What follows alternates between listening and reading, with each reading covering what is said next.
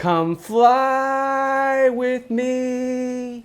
Come fly with Frank the Pilot around the world, part 3. Part 2 ended in Hong Kong at Ned Kelly's last stand with everybody singing and dancing. New York, New York.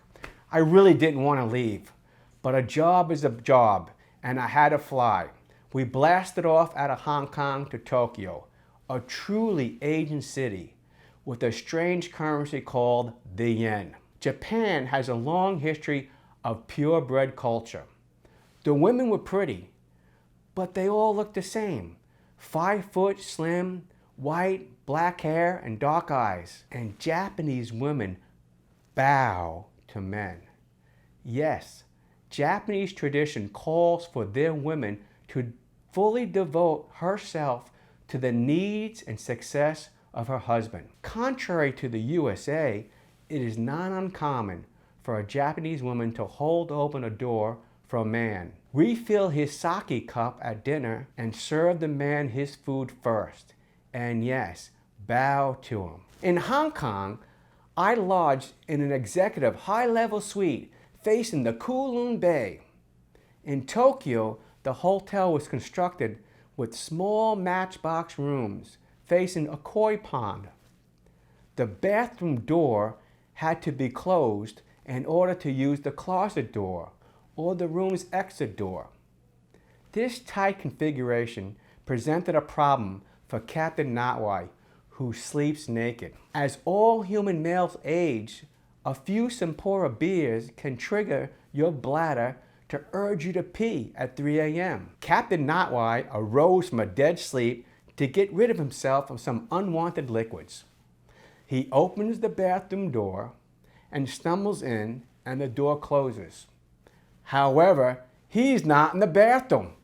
The exit door closes. He's now in the hallway, totally naked and locked out of his room, and he still had to pee. Well, there were various stories of the reactions of a few shocked Japanese guests and the obliging hotel staff of that naked 6 foot, well-built white guy, a Flying Tigers pilot.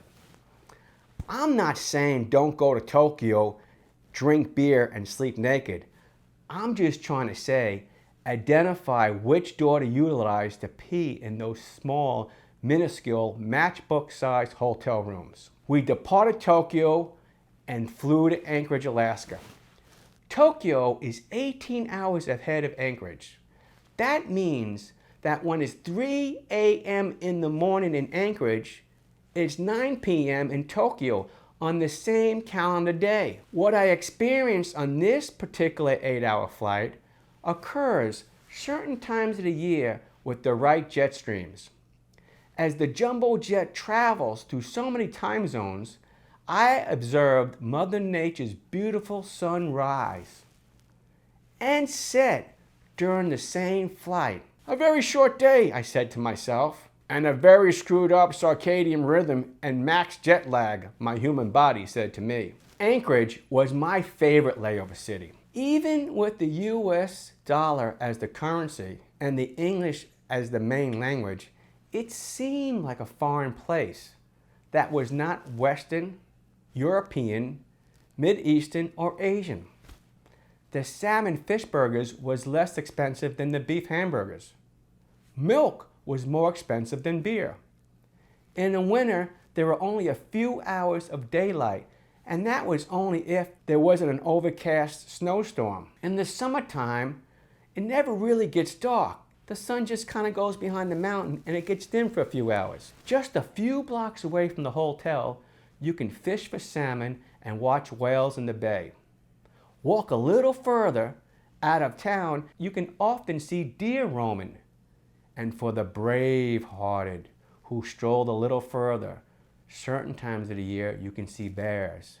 I'm sure that's where First Officer Kurt was, looking to shoot that trophy brown bear. After Anchorage, it was on to Chicago. With that howling wind blowing off of Lake Michigan, Chicago was colder than Anchorage.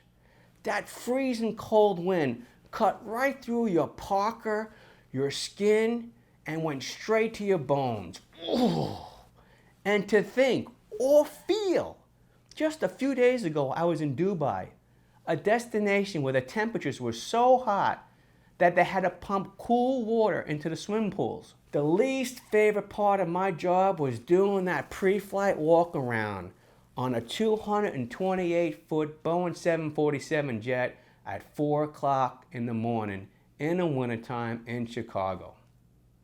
From Chicago, we blasted off and flew to JFK, back to New York City. At age 26, I flew around the world in 10 days. It's a small world after all. It's a small world after all. Life is great. Only in America can you leave home at 18 with a driver's license and return at age 26 with a pilot's license and fly around the world in a Boeing 747 jet. Now you have a taste of what international travel is like. It's time for you to take that long distance trip and experience some different cultures and people. I have been very blessed with these extraordinary flights and around the world experiences, and I am so happy I can share these experiences with you. Watch notwhy.com for more pilot vlogs like screwing with flight attendants at 35,000 feet. Enjoy the day, if not the night.